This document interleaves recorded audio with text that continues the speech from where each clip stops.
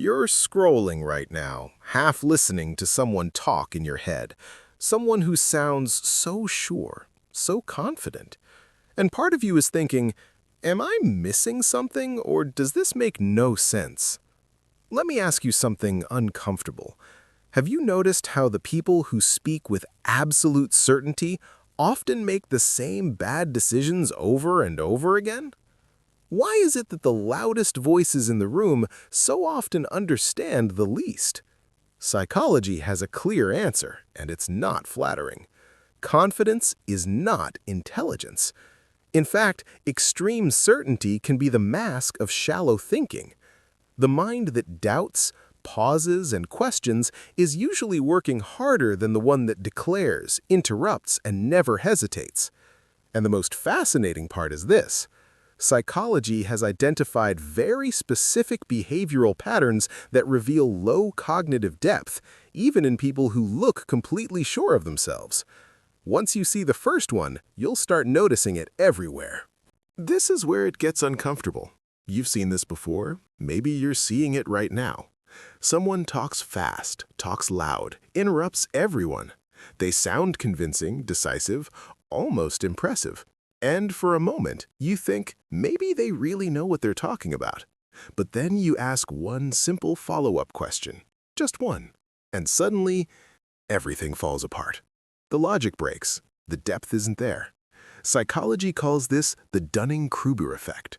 When people lack real skill or understanding, they also lack the ability to recognize their own gaps. They don't know enough to realize what they don't know. So their confidence isn't proof of intelligence, it's a side effect of ignorance. Mastery creates awareness. Awareness creates humility.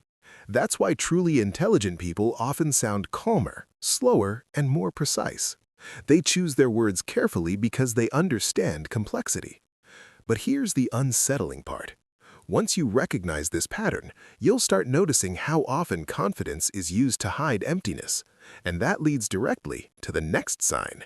Now, pay attention to how some minds react to disagreement. There's no pause, no curiosity, just an instant wall. If you agree with them, you're smart. If you don't, you're the problem. Everything becomes black or white, right or wrong, us versus them. Psychology calls this cognitive rigidity, the inability to handle nuance, contradiction, or complexity. Reality is layered, but a rigid mind can't sit with uncertainty, so it demands simple answers. That's why evidence doesn't change their opinion, it threatens it. Reconsidering would require mental flexibility, and flexibility requires effort.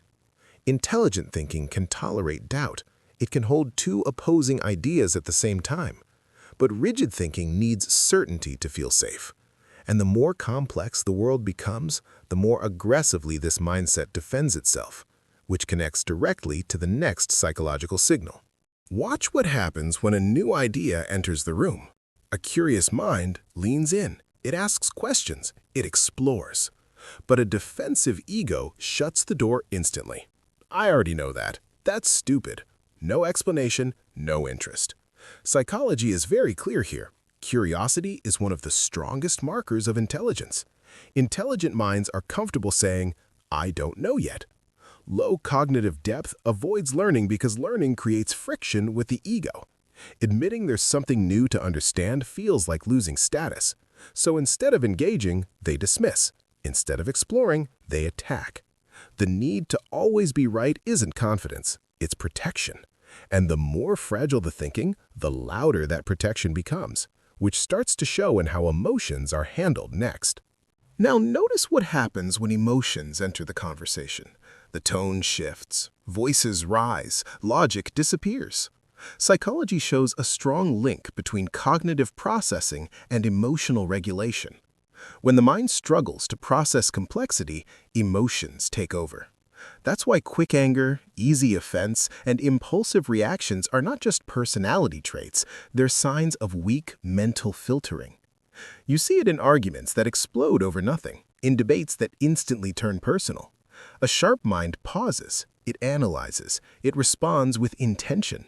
A weaker mind reacts because reacting requires less effort than thinking. Emotional control isn't about being cold, it's about having enough mental space to choose your response.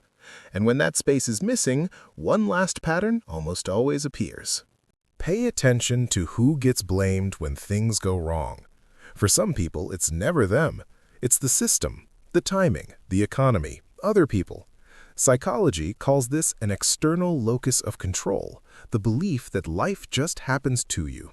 When nothing is your responsibility, nothing is your fault, and that feels comfortable. But it comes at a cost. Growth requires ownership, and ownership requires thinking.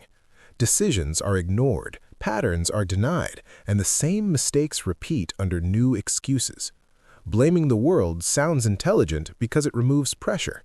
Taking responsibility forces self-reflection, and self-reflection is mentally demanding. Once you see how this mindset quietly traps people in the same outcomes, one final realization ties everything together. Here's the part most people miss. Intelligence is not about degrees, titles, or sounding impressive. It's about how you think, how you process information, and how well you adapt when reality challenges you. Psychology reveals something even more unsettling.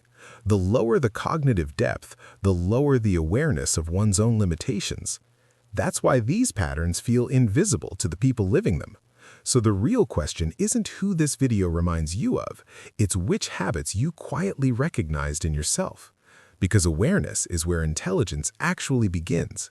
And if psychology and human behavior fascinate you, like this video and follow the channel. We explore the mind where most people prefer not to look.